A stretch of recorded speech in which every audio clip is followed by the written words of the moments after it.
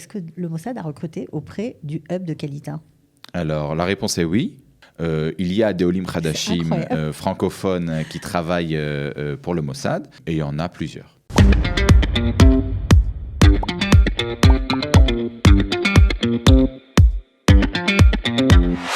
Réhouven, bonjour. Bonjour Cathy. Alors, on est très contente de t'accueillir parce qu'on va parler d'un sujet ce matin qui intéresse tout le monde, c'est les secrets du recrutement.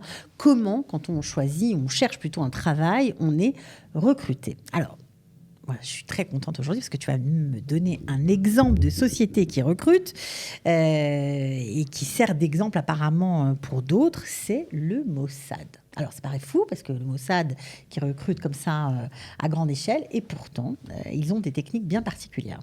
Exactement, le Mossad en fait et les services secrets dans le monde se servent de techniques que normalement dans le recrutement on ne se sert pas. Dans les entreprises normales, il y a une procédure de recrutement qui est à peu près la même partout. Dans les services secrets, et nous on connaît un petit peu plus le Mossad parce que c'est israélien et parce qu'on est en rapport au point de vue du recrutement, on en a déjà parlé plusieurs fois. Dans le recrutement, là, ils vont se servir d'autres techniques. Alors, quand je dis d'autres techniques, aujourd'hui, quand on envoie un CV vers une entreprise normale, si le CV est bon... C'est quoi une entreprise normale ?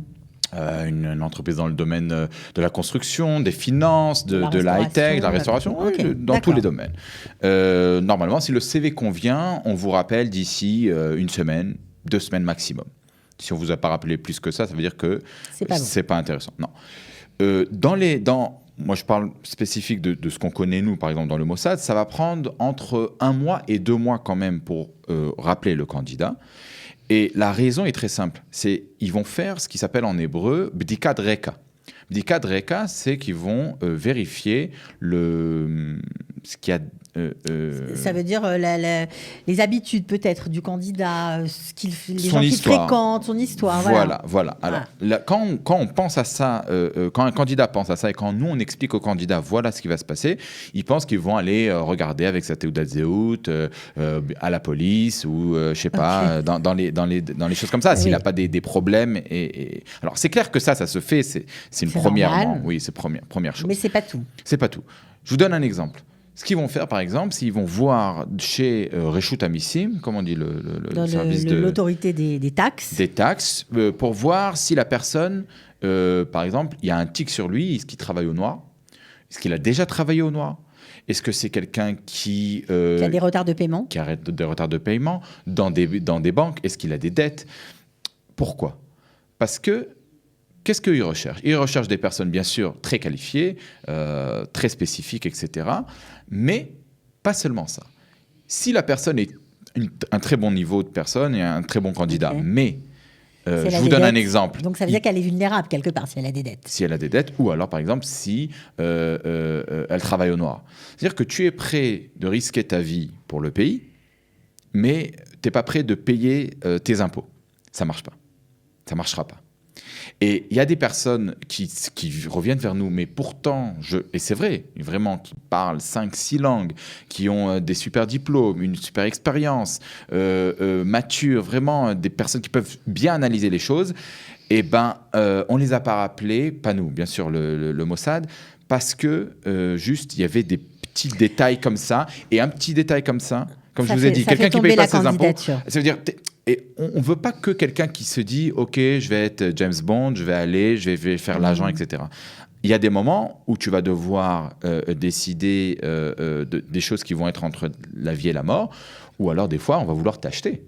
D'accord ? Si tu arrives à un matin... Il faut avoir une moralité, on va dire, à toute épreuve. Alors, évidemment, tu parles du Mossad, je suis obligée de te poser la question, parce que c'est vrai qu'on a fait des émissions, on a expliqué que le Mossad recrutait, à la grande surprise de tous ceux qui nous suivent, à la nôtre aussi. Est-ce que ça a marché ? Est-ce que le Mossad a recruté auprès du hub de Kalita ? Alors, la réponse est oui. D'accord, je ne peux pas trop rentrer dans les détails. Il y a des Olim Khadashim francophones qui travaillent pour le Mossad et il y en a plusieurs. Il y en a plusieurs. Donc, alors, travailler pour le Mossad, c'est quoi ? C'est l'imaginaire, c'est James Bond ou c'est des choses beaucoup plus simples ? On a deux sortes de placements dans le Mossad. On a des placements qui ont été faits en tant qu'agent du Mossad. D'accord, donc là c'est un peu dangereux. faut bien le dire. Oui, c'est pas un peu, c'est James dangereux Bond, quand même. d'accord. Et on a des personnes qui travaillent dans l'entreprise qui s'appelle le Mossad, comme il y a une entreprise qui s'appelle le Shabak ou l'entreprise qui s'appelle Tzahal. Donc, il y a des travaux divers et variés. On peut faire des postes administratifs, traducteurs, informatiques, etc. Donc, Mais c'est quand même des gens qui travaillent pour cet institut et qui ont entre leurs mains des secrets. Et là aussi, bien sûr, il y a une sélection qui se fait très approfondie. Je vous donne un autre point. C'est que le CV a été, on l'a rappelé, ça veut dire ils ont tout bien vérifié derrière et tout est clean. À partir de ce moment-là, il y a le recrutement, la procédure de recrutement, quand la procédure de recrutement va durer 6 mois. Une procédure normale en Israël, c'est 2 semaines, 3 semaines, 1 mois si c'est un gros job, mais 6 mois, c'est du jamais vu. Et encore une fois, dans ces 6 mois-là, alors il y a la procédure normale, les tests, etc. Mais il y a aussi, disons, je vous donne un exemple, d'accord ? De quelque chose concret qu'on fait. C'est qu'ils rentrent, ils prennent quelqu'un, ils prennent le candidat, ils vont avec lui, je ne sais pas moi, rue Eben Gvirol à Tel Aviv, et il lui dit, tu vois cette terrasse ou ce balcon ? On te donne 10 minutes, il faut que tu sois sur cette terrasse en train de boire un café avec le propriétaire de l'appartement. Okay. C'est ça, en fait. Ouais. Et maintenant, c'est quoi le candidat normal qui ne va pas être sélectionné ? C'est quoi ? Il va vraiment regarder sa montre, il va regarder 10 minutes et il va essayer de le faire en 10 minutes. Il va rentrer dans un stress, il ne va pas réussir. Parce qu'il va venir, il va être stressé. Okay. Le but... Et on va parler des entreprises, des grosses entreprises qui se servent aussi des mêmes techniques en fait. De recrutement, bien sûr. Le but, c'est pas de le faire en 10 minutes ou en un quart d'heure. C'est pas ça. Le but, c'est de le faire et de le réussir. Et donc, ils vont voir si tu lâches pas. Si tu le fais, si tu arrives. Mais ce qui va bloquer la personne, même s'il a les capacités, mais ce qui va le bloquer, c'est qu'il ne va pas réussir à le faire parce qu'il va être dans le stress de le faire dans les 10 minutes. Oui, on est vraiment en situation, réelle, concrète. Et c'est ça qu'il faut savoir. Quand on est candidat, on n'est pas encore entraîné. On n'a pas commencé les entraînements. Ça veut dire que tu vas le faire en 10 minutes ou en 20 minutes, ce n'est pas le problème parce que le Mossad, ils vont t'apprendre à en faire en 3 minutes. Maintenant, ce qu'il faut savoir, si tu as les capacités, si tu ne stresses pas et si tu peux donner aux autres personnes la possibilité de te faire confiance. C'est ça qu'ils veulent tester. Et moi, ce que je veux dire, en fait, pourquoi on fait cette émission, c'est pour mieux préparer les candidats aux techniques et aux secrets du recrutement dans une entreprise. Dans une grosse boîte. Par exemple, Facebook, on a les logos derrière. Facebook, Google, Amazon. Alors, ce sont des entreprises aujourd'hui qui ont beaucoup de secrets à protéger. Ils n'ont pas envie que leur savoir-faire fuite à l'extérieur. Du coup, ils s'inspirent des mêmes techniques que le Mossad. Alors, ça veut dire quoi ? Ça veut dire que les questions, quelles sont tes qualités et tes défauts, ne vont pas être posées quand on recrute un candidat dans ces boîtes ? Pas du tout. Pas du tout, alors c'est ça. On pose quoi comme question ? Alors, d'abord, c'est important de dire qu'effectivement, ces grosses entreprises-là ont énormément de secrets. Et on a vu dernièrement, avec ce qui s'est passé avec Donald Trump, c'est qu'ils ont énormément de force entre leurs mains. C'est vraiment une force qui peut vraiment fermer la bouche du président des États-Unis et encore plus fort que ça. Et ils ont, comme tu as dit, des secrets chez eux. Ils ont énormément de savoir-faire et ils ont très peur, et ça s'est déjà passé, que des anciens de Twitter, de Facebook, etc., ou d'Instagram sont sortis de l'entreprise après des années. Ils sont libres. Ils sont libres de raconter ce qu'ils veulent. Et voilà. Et ils parlent. Et ça fait mal. Et là, les entreprises aujourd'hui se servent depuis quelques années déjà des techniques, des services secrets pour le recrutement. Alors, qu'est-ce qu'on pose comme question ? Alors, comme tu as dit déjà... Parce qu'ils ne vont pas leur faire un exercice en pleine rue. Ce n'est pas le cas. Non. Bon, alors qu'est-ce qu'ils font ? Mais comme tu as dit, effectivement, ils posent plus ces questions qu'on a l'habitude de voir. Quel est ton point fort, ton point faible ? Ou pourquoi te recruter toi et pas quelqu'un d'autre ? C'est des questions qu'on voit dans les entreprises normales, mais pas chez eux. Exemple de questions qu'ils vont poser. Tu es un candidat, tu t'attends effectivement à des questions normales. Et là, ils vont te poser une question... si tu as dans un hangar un avion rempli de bonbons. Ok. Ce qu'on te donne, la mission qu'on te donne, c'est de vider l'avion de ces bonbons. En combien de temps ? Il n'y a pas de temps. D'accord. Comment tu t'y prends ? Tu fais ? Voilà. Alors, pourquoi ils posent ce genre de questions? Qu'est-ce qu'ils cherchent? Qu'est-ce qu'ils vont analyser?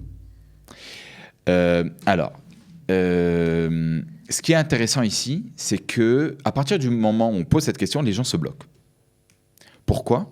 Parce qu'ils se disent un avion plein de bonbons, déjà pourquoi? Et après, comment je vais commencer à vider? C'est-à-dire le mec il s'imagine à quatre pattes en train de prendre les bonbons et les sortir de l'avion, et c'est pas possible. Il se dit je vais amener des gens, une équipe, mais bon, si c'était la solution, il m'aurait pas posé la question. Et voilà. Et quand il se bloque, là son imagination n'existe plus, il ne travaille plus, et là il n'arrive pas à sortir du problème. Et eux, ce qu'ils veulent savoir, le but, c'est pas de vraiment vider l'avion des bonbons. Le but, c'est le cheminement but, c'est de la pensée. Exactement, c'est le cheminement. Alors, je te donne quelques exemples de réponses, par exemple. Oui, mais ça m'intéresse, parce que voilà, on ne sait jamais. On va pas si on se fait comme recruter ça. Par Google ou Facebook, voilà, on ne va pas laisser les choses comme ça. Alors, un exemple de réponse, par exemple, il y a quelqu'un qui répond, je prends une école entière, d'accord, d'enfants, et je leur dis voilà, aujourd'hui chez Khoffi, vous rentrez, vous vous éclatez, vous prenez ce que vous voulez, et comme ça, grâce à 100-200 enfants, il va réussir à vider.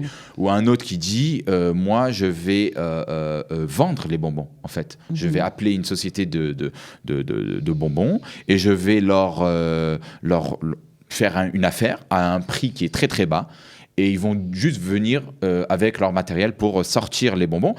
Le but, c'est effectivement de vider l'avion de bonbons, et il l'a fait d'une manière un peu commerciale. Mais encore une fois, l'histoire, c'est quoi? C'est que ce qu'ils veulent voir, c'est pas si... parce qu'il y a des gens qui ont dit, oui, je vole avec l'avion, j'ouvre les portes. C'est pas vraiment ça. Le but, c'est vraiment de voir, pas si tu vas vider le dernier bonbon, mais comment tu t'y prends, quelles sont les manières, voilà. Et est-ce que tu arrives à surmonter le blocage qu'on a quand on a affaire à une question un peu difficile comme ça. Complètement insolite en plus. Voilà. Complètement insolite. Et donc voilà. tout ça aussi, c'est inspiré des techniques de recrutement du Mossad. Eux aussi, parfois, ils s'en foutent un peu de la réponse. Ce qu'ils veulent, c'est voir comment on arrive à cette réponse. Exactement. Qu'est-ce qui nous passe par la tête? Donc, imagination bienvenue quand même, pour le coup. Obligé d'avoir une très très bonne imagination, et de ne pas avoir peur de donner des solutions. Voilà. Bon. Je te donne une dernière comme ça pour une dernière, parce que le temps nous est compté. Ok, c'est qu'en fait, on sait qu'on a des tests. Quand on arrive dans un entretien, on a des tests qui durent sur un ordinateur qui peuvent durer 3 heures, 4 heures, 5 heures. Dans les tests, il y a plusieurs problèmes à régler. Moi je dis aux candidats, regardez bien au-dessus de l'écran, vous avez une montre. Et vous allez avoir une montre qui va vous donner pour 2 minutes, 4 minutes, 30 secondes pour régler le problème. Et là, c'est la même chose, c'est la même technique. En fait, le temps, et les gens, ils stressent, ils veulent le faire le plus rapidement possible, parce qu'on se dit, voilà, ils vont essayer de voir si je le fais rapidement ou pas. C'est pas le but. Le but, c'est de savoir comment tu réagis quand il y a une montre devant toi et qu'on te compte les secondes. Est-ce que tu stresses, et est-ce qu'à cause de ça, tu vas mal répondre? Et encore une fois, c'est la même technique. C'est toujours pareil. C'est pour savoir si la personne vraiment... Ça doit être pareil à l'armée d'ailleurs. Je pense que les psychotechniques... Effectivement, quand on entre à l'armée, dans les journées de tests, c'est aussi ça. Pareil. Bon, en tout cas, merci Réhouven. Je t'en prie. Bon, alors rendez-vous à ton prochain recrutement pour le Mossad, c'est ça? Oui, pourquoi pas, oui. Oui, on a des demandes toujours, c'est vrai. Mais comme j'ai dit, on a des demandes de tout. Ça veut dire que ça peut être des personnes qui travaillent dans différents jobs. On a compris que c'était vraiment une entreprise, tout simplement. En tout cas, merci d'avoir été avec nous. Merci, Cathy. Ciao.